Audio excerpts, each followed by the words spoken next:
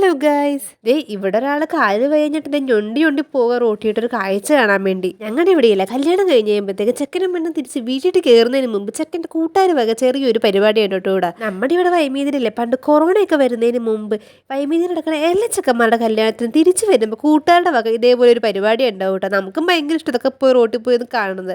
അന്നൊക്കെ പോയി കാണാൻ കുറേ പേരും ഉണ്ടാവും കേട്ടോ. കൊറോണ എല്ലാം ആയിക്കഴിഞ്ഞാൽ പിന്നെ ഇങ്ങനത്തെ പരിപാടിയൊന്നും ഇവിടെ കാണാറില്ലായിരുന്നു. പിന്നെ ഇത് ഇപ്പോഴാണ് ആ പഴയ പവറൊക്കെ ഒന്ന് തിരിച്ചു വരുന്നത്. പക്ഷേ പണ്ടത്തെ അത്ര ആയില്ലെങ്കിലും സംഭവം സെറ്റായിരുന്നു. എന്തായാലും കുറേ നാൾക്ക് ശേഷം ഇങ്ങനെ കാണുന്നത് തന്നെ ഇവിടെ.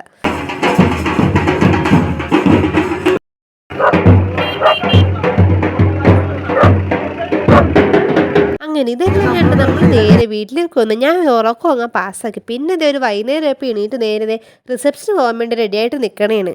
എവിടെയെങ്കിലും പോകുന്നതിൻ്റെ അവസാന നിമിഷം വെക്കുന്നത് ഇതേപോലെ ഒന്ന് എൻ്റെ മുടി പിടിച്ച് കിടക്കണം. മുടി ശരിയായില്ലടി എന്നും പറഞ്ഞ് ഇതെന്തോ അമ്മ കാണിക്കുന്നത്, മുടിയെല്ലാം അഴിച്ച് കളയുമെന്ന് വെക്കുമ്പോൾ ഇതേപോലെ ചിരി അങ്ങ് ചിരിക്കും. ഈ ചിരിയിൽ ഞാൻ അങ്ങ് വീണ് പോകും ഗൈസ്.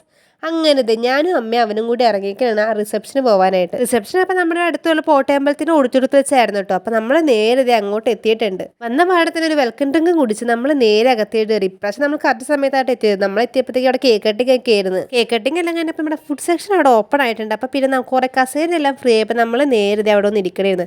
പിന്നെ എന്താ ചെക്കൻ്റെ കസിൻസിൻ്റെ കുറച്ച് ഡാൻസ് ഒക്കെ ഉണ്ടായിരുന്നു. അങ്ങനെ ഡാൻസ് എല്ലാം കഴിഞ്ഞ് നമ്മൾ നേരെ ഫുഡ് കഴിക്കാൻ വേണ്ടി പോയി. റിസപ്ഷൻ്റെ ഫുഡായിട്ട് അപ്പവും ബീഫ് ഫിസ്റ്റും പിന്നെ ചിക്കൻ ബിരിയാണിയൊക്കെ ആയിരുന്നു കേട്ടോ. അപ്പോൾ അപ്പത്തിനോട് വേറെന്താ സംഭവം കൂടെ ഉണ്ടായിരുന്നു. എൻ്റെ പേര് എനിക്കറിയാൻ പാടില്ല, എനിക്ക് ഇഷ്ടമുള്ളപ്പോൾ അതും വാങ്ങിച്ചില്ലായിരുന്നു.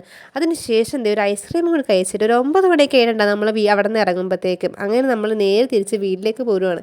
അപ്പം നമുക്ക് നെക്സ്റ്റ് വീഡിയോ ആയിട്ട് കാണാം. അപ്പോൾ ഓക്കെ, ബൈ.